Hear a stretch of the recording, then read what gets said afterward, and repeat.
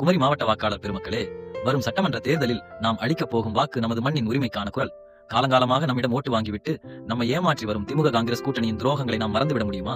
நம் குமரி மண்ணில் வாக்கு வங்கி அரசியலுக்காக மதப்பிளவுகளை தூண்டிவிட்டு சிறுபான்மைக்கு ஆதரவாளர்கள் என்ற போர்வையில் இந்துக்களை உதறி நம்மிடையே இருந்த ஒற்றுமையை சிதைத்தது யார்?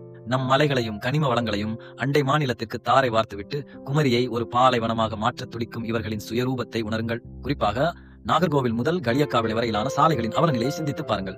அது பயணமல்ல, மரணத்தோடு நடத்தும் போராட்டம். மத்திய அரசு நிதி ஒதுக்கியும் 4 வழிச்சாலை திட்டங்களை முடக்கி நம் மாவட்டத்தின் வளர்ச்சியை தடுத்தது திமுக காங்கிரஸ் அமைச்சர்கள் மற்றும் MLA-க்களின் மெத்தனம் இல்லையா? வீதிக்கு வீதி டாஸ்மாக் கடைகளை திறந்து வைத்து இன்று நம் பிள்ளைகளின் எதிர்காலத்தை போதைக்கு ஆளாக்கியவர்கள் இவர்கள். அது மட்டுமா, பெண்களுக்கு அதிகாரம் வழங்க பாரத பிரதமர் கொண்டு வந்த மகளிர் இடஒதுக்கீடு மசோதாவை இந்த திமுக மற்றும் காங்கிரஸ் கூட்டணிகள் எதிர்த்து தோற்கடித்தது பெண்களை அவர்கள் மதிக்கவில்லை என்பதற்கான சான்று. இதற்கு நேர்மாறாக பிஜேபி அரசு செய்த நன்மைகளை சிந்தித்து பாருங்கள். சாதாரண ஏழை எளிய மக்களுக்காக பாரத பிரதமர் கொண்டு வந்த முத்ரா கடன் உதவி திட்டம், ஒவ்வொரு வீட்டிற்கும் இலவச சிலிண்டர் வழங்கிய உஜ்வாலா திட்டம், இடைத்தரகர்கள் இல்லாமல் நேரடியாக அரசு பணம் வந்து சேர உருவாக்கப்பட்ட ஜன்தன் வங்கி கணக்கு திட்டங்கள் என பலவற்றை மோடி அரசு செய்துள்ளது.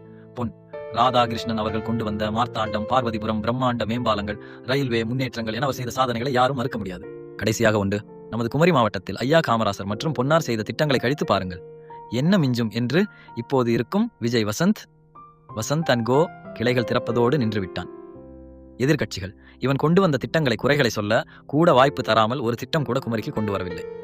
ஐயா காமராசரை குறிப்பிட்டதால் ஒன்றை பதிவு செய்கிறேன் இங்கு. ஐயாவை இந்த காங்கிரஸ் நாய்கள் காங்கிரஸ் தலைவராக அடையாளப்படுத்துவார்கள். அது தவறு.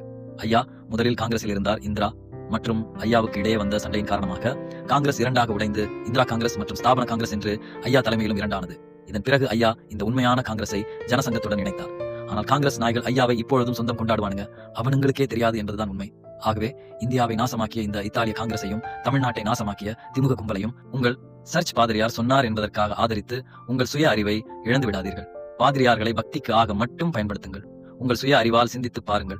எந்த அரசு மக்களுக்கு நல்லது செய்தது என்று ஒப்பிட்டு அந்த கூட்டணியை தேர்வு செய்யுங்கள். அது திமுக கூட்டணி என்றால் சந்தோஷமாக வாக்களியுங்கள், தவறில்லை. ஆனால் பாஜக கூட்டணி நல்லது செய்தது என்று உங்களுக்கு தோன்றினால் அதற்கு சந்தோஷமாக வாக்களியுங்கள். அதை விடுத்து பாதிரியார் சொன்னார், இவன் சொன்னான் என்று மட்டும் உங்கள் வாக்குகளை வீணாக்காதீர்கள். ஊழல் மற்றும் போதைக்கு எதிராக உங்கள் வாக்கை ஆயுதமாக்குங்கள். வரும் சட்டமன்ற தேர்தலில் தேசிய ஜனநாயக கூட்டணிக்கு வாக்களிப்போம். தாமரை சின்னத்தை வெற்றி பெறச் செய்வோம். வந்தே மாதரம்.